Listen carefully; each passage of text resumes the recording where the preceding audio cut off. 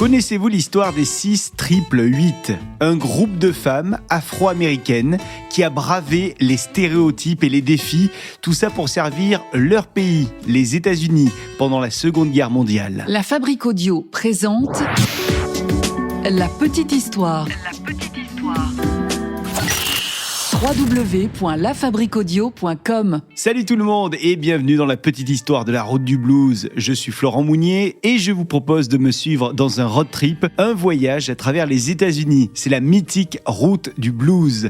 J'ai commencé ce voyage il y a quelques mois, mon point de départ c'était Chicago et mon arrivée sera la Nouvelle-Orléans. Et alors entre ces deux points légendaires, je fais des rencontres et je ramène des histoires humaines, des histoires musicales. La petite histoire de la route du blues, c'est mon road trip avec vous et puis avec Sébastien Girard qui mixe chaque épisode de cette petite histoire. Et sachez également que sur les réseaux sociaux de la petite histoire, on vous laisse également quelques photos et quelques vidéos de ce road trip. Allez, aujourd'hui, je vous invite à découvrir l'histoire des 6-8-8, des femmes qui ont marqué l'histoire militaire américaine et la lutte pour les droits civiques. Une histoire que je viens de collecter dans le musée des droits civiques de Memphis, dont je vous ai parlé récemment. Nous sommes en 1941, en pleine Seconde Guerre mondiale. Et l'armée américaine est à court de personnel pour faire fonctionner le service du courrier. Les courriers qui sont envoyés aux soldats. Alors dans ce contexte, le gouvernement américain, par la voix de Mary McLeod Bethune, plaide pour que les femmes noires puissent jouer un rôle dans cette guerre menée à l'étranger. Et c'est ainsi que l'unité 6-8-8-8, communément appelée 6-8-8, est créée. Il s'agit d'un bataillon composé exclusivement de femmes. Seulement des femmes volontaires et seulement des femmes afro-américaines. Leur mission, gérer le tri et la distribution du courrier pour les troupes américaines qui ont été envoyées en Europe. Et c'est une tâche très importante parce que le moral des troupes dépend en grande partie de leur communication avec familles et amis. Donc, s'il n'y a pas de courrier, le moral n'est pas au beau fixe. Alors les femmes qui rejoignent les 6-8-8 sont déterminées. Elles veulent servir leur pays. Au total, il y en a 855.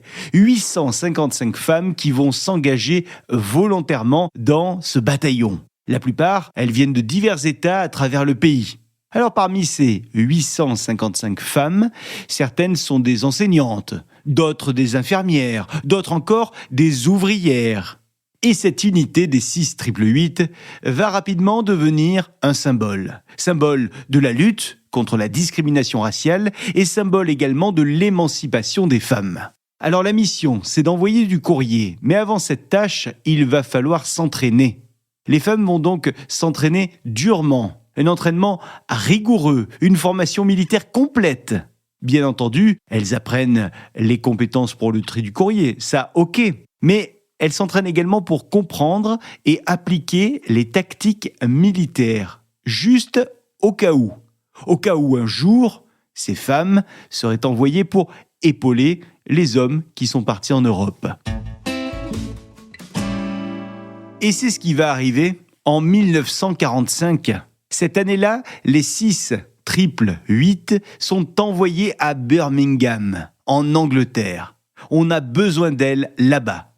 Et on a besoin d'elles rapidement. Alors, l'unité s'embarque le 3 février 1945 vers l'Europe. Le voyage en bateau est éprouvant à bord pour toutes ces femmes, car le navire est menacé par plusieurs sous-marins allemands. Mais le bateau finit par arriver à bon port, le port de Glasgow. Alors le voyage est loin d'être terminé pour les 6-8-8, puisque le jour même, notre bataillon de femmes prend immédiatement le train direction Birmingham, au centre de l'Angleterre. Et il n'y a pas de temps à perdre. À leur arrivée à Birmingham, les 6-8-8 sont tout de suite confrontés à des défis. On leur donne la lourde tâche de trier les courriers qui sont restés stockés pendant des mois et des mois. Et on va donc leur ouvrir des hangars énormes, avec un nombre de lettres et d'autres paquets colossal. Certains colis sont là depuis plus de 2 ans. Imaginez donc le travail que ça va représenter de trier tous ces courriers.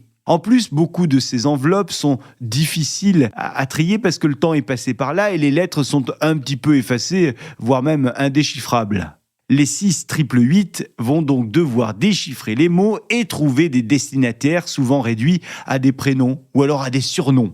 Pas évident. C'est même quasi mission impossible. Et on va donner 6 mois seulement à l'unité de femmes pour terminer cette tâche de tri de courrier.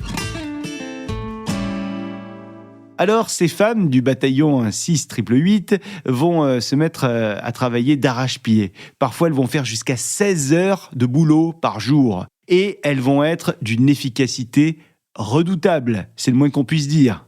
Les soldats commencent à nouveau à recevoir leur courrier et donc le moral des troupes remonte petit à petit. Alors que le rattrapage du retard devait prendre 6 mois, eh bien finalement, il est résorbé en 3 mois. 3 mois à peine pour mettre de l'ordre dans l'ensemble de ces hangars. Alors, l'unité 6 888 reçoit des éloges pour ce travail acharné. Mais malgré leur succès, les 6 888 vont devoir faire face aux discriminations et au racisme. Et le racisme, il y en a un petit peu partout, et notamment au sein des forces armées. Alors que ces femmes sont venues en soutien aux soldats sur place. Certains soldats blancs les insultent, tentent même de les décourager, alors que ces femmes dorment dans des lieux non chauffés et qu'elles ne reçoivent même pas la même alimentation que les soldats blancs. Alors ce qui va être le plus difficile pour les 6 888, c'est de toujours garder la tête haute. Mais elles vont y parvenir et rester focus sur leur mission.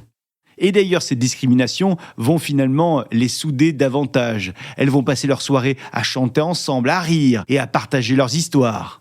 Une fois le travail, la mission de Birmingham terminée, ce n'est pas fini pour le bataillon spécial, qui est désormais envoyé en France, au Havre, puis à Rouen, où il doit de nouveau traiter du courrier en retard. Bon, la fin de la guerre finit par arriver, et l'unité des 6 888 est démobilisée. Les 6 888 vont revenir au pays, aux États-Unis donc. Mais leurs actions sont loin d'être valorisées.